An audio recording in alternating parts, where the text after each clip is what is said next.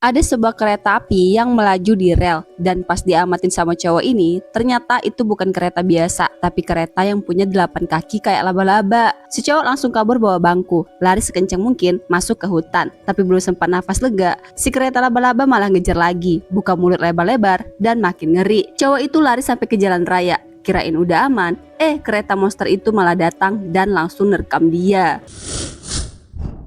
Wanita ini ngerasa gatal di lengannya, kayak ada yang gerak-gerak di dalam. Dia pun panik dan langsung ambil garpu buat nyakar kulitnya sendiri. Belum sempat mikir, dia tiba-tiba hajar kepalanya ke kaca jendela sampai pecah, terus lompat dari lantai atas dan tewas. Semua orang kaget, dikiranya karena tekanan kerja dari bos yang parah banget, sampai makan aja harus sambil kerja. Tapi belum sempat bosnya klarifikasi, satu karyawan lain tiba-tiba nusuk dirinya sendiri pakai pisau makan, terus mau lompat juga. Untungnya masih sempat diselamatin. Belum habis, satu persatu mulai nyusul, nabrak kaca, mau lompat, pada histeris. Tim penyelamat sampai kewalahan. Akhirnya mereka pisahin yang masih waras sama yang udah kesurupan. Ternyata gejalanya mirip, detak jantung ngebut, otot kejang, dan gak sadar diri. Setelah ditelusuri, penyebabnya bukan tekanan kerja, tapi racun. Ada air raksa alias merkuri diselipin di hamburger pas makan siang. Dan pas si pengantar makanan datang lagi buat ngantar orderan baru, dia malah kabur. Untung langsung ditangkap polisi. Terungkap si pengantar makanan ngelakuin itu karena karyawan di perusahaan itu selalu semena-mena sama dia. Itu yang akhirnya ngebuat dia kesal dan balas dendam.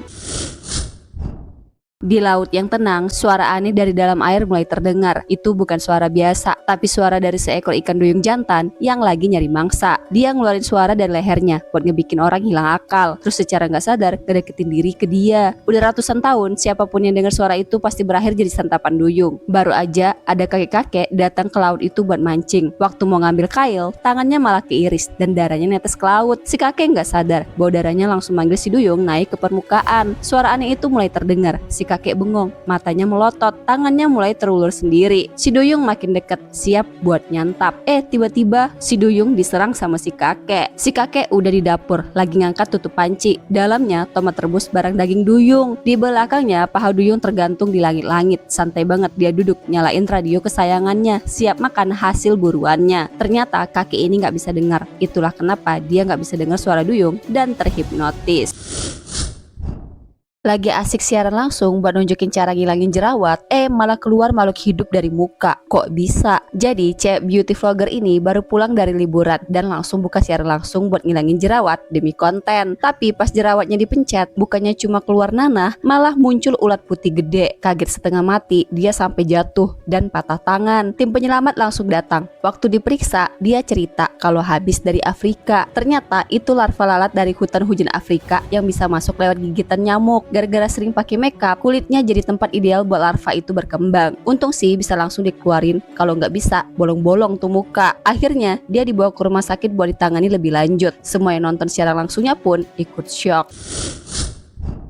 Keluarga aneh ini makan sambil pakai topeng kuning, daging gak bisa masuk mulut, sup malah tumpah, kentang dilempar ke muka sendiri, tapi mereka tetap lahap banget makannya, sampai bikin pria ini jadi bengong. Jadi sebelumnya pria ini diajak pacarnya ketemu orang tuanya, padahal baru kenal 2 hari, tapi dia tetap ngikut demi bikin pacarnya senang. Sampai rumah, ayah si cewek keluar, tapi anehnya dia malah pakai topeng kuning. Ibunya juga sama dan gak ramah. Saat makan, si pria makin bingung karena semuanya makan pakai topeng. Dia tanya ke si cewek kenapa dia beda. Si cewek malah ngeluarin pisau dan buka wajahnya sendiri. Ternyata dia juga makhluk topeng kuning, cuma nyamar pakai wajah manusia. Si pria panik mau kabur, tapi langsung ditahan keluarga si cewek. Mereka curiga si pria juga nyamar jadi manusia, tapi endingnya si pria malah dibunuh. Yang bikin makin merinding, ibunya si cewek tetap tenang dan yakin anaknya bakal ketemu pacar baru yang satu spesies. Bocil cewek ini dapat hadiah rumah boneka berisi keluarga kecil dan dogi. Awalnya lucu, tapi berubah aneh saat kepala boneka muncul tiba-tiba dan berubah jadi gede saat dilempar ke kolong kasur. Pas dikembalikan ke rumah boneka, kepala itu balik lagi jadi mainan lagi. Pulang sekolah, dia lihat boneka itu lagi duduk di meja rumah boneka dan semua karakter di dalamnya kelihatan ketakutan. Setelah turun makan, dia balik ke kamar dan posisi boneka berubah. Kepala duduk di sofa, keluarga boneka ketakutan di tangga dan Dogi diusir keluar. Boneka anak kecil dalam rumah boneka itu ketahuan sembunyi ketakutan. Kepala boneka makin ganggu dan natap bocil itu tajam. Dia takut tapi juga peduli. Dia beli boneka polisi buat nolong keluarga boneka itu. Tapi pas balik lagi, semuanya makin kacau. Polisi di rumah boneka terlihat ngarahin pistol ke sesuatu di loteng. Pas ayah si bocil nyuruh dia tidur, dia lihat lagi kepala si polisi udah hilang juga. Rumah boneka itu ternyata serem banget dan penuh hal aneh. Kayaknya gara-gara kepala boneka itu deh. Setiap pulang ke rumah, cewek ini selalu dengar suara aneh dari kamar sebelah. Suaranya bikin penasaran banget, sampai dia ajak temennya buat ikut dengerin. Tapi anehnya, setiap si cewek pulang, suara itu selalu muncul. Padahal dia juga gak tahu itu suara apa. Mereka akhirnya ngintip. Pas buka pintu, mereka ngeliat tetangganya, cewek berpenampilan rapi serba hitam, mukanya ketutup, berdiri diam, terus di belakangnya ada nenek-nenek bungkuk bawa koper. Jalannya susah dan nenteng seikat lobak. Serem. Besoknya si cewek pulang dan ngeliat si cewek hitam itu lagi. Tapi anehnya tangannya kayak mesin, terus-terusan coba masukin kunci ke lubang, tapi selalu salah. Si cewek mikir ini bukan manusia normal. Dia panik dan buru-buru masuk rumah. Tapi suara dari pintunya sendiri malah bunyi, kayak ada yang maksa buka. Untung masih ada rantai pengaman, tapi tiba-tiba rantainya dipotong. Cewek baju hitam itu langsung masuk, lompat ke arah si cewek, tapi kehalang meja. Gerakannya aneh banget, kayak robot, gak bisa hindarin halangan. Si cewek mau lari, nenek-nenek lobak tiba-tiba udah berdiri di belakangnya. Dia mundur, malah dipeluk sama si cewek hitam. Dan si nenek ngeluarin bor listrik dari kantongnya dan ngeliatin si cewek, kayak mau bilang makanya jangan kepo. Abis itu terdengar suara jeritan kayak disembelih. Kita semua bisa nebak endingnya gimana nih. Niatnya mau bikin kejutan romantis dari langit, malah nyangkut di mobil perampok bang. Jadi awalnya cowok ini loncat dari gedung buat ngelamar ceweknya. Tapi saking semangatnya, dia lupa buka parasut dengan benar. Parasutnya malah nyangkut di bak pickup yang ternyata punya perampok bang. Mobil itu ngebut tanpa tahu ada cowok tergantung di belakang. Badannya mental-mental kena gerobak pinggir jalan. Ceweknya panik dan langsung telepon polisi. Petugas kaget pas tahu si pickup itu ternyata buronan. Kejar-kejaran pun dimulai. Si cowok udah kayak boneka, tinggal nunggu copot. Untung ada polwan sigap ngejar, tapi pas mau diberhentiin si perampok ogah nurut. Polisi ngeh kalau mobilnya bawa bom, makin tegang dong. Pas di depan ada truk gede, si polwan ngerem mendadak. Perampok telat ngerem, nabrak truk, mobilnya pun berhenti. Polisi langsung keluarin pistol, ngebekuk si perampok, dan tim penyelamat ngecek si cowok. Kondisinya parah, tulang tangan sama kakinya patah, kulitnya lecet di mana-mana, tapi nafasnya masih oke. Dan yang bikin haru, dia masih genggam cincin lamaran. Ceweknya datang, lihat cincin itu sambil nangis langsung bilang iya. Tapi pas disuruh bawa ke rumah sakit, ceweknya malah bilang mau putus. Ternyata dari awal dia cuma pura-pura nerima biar cowoknya nggak tambah stres. Orang-orang di situ malah setuju sama keputusan si cewek.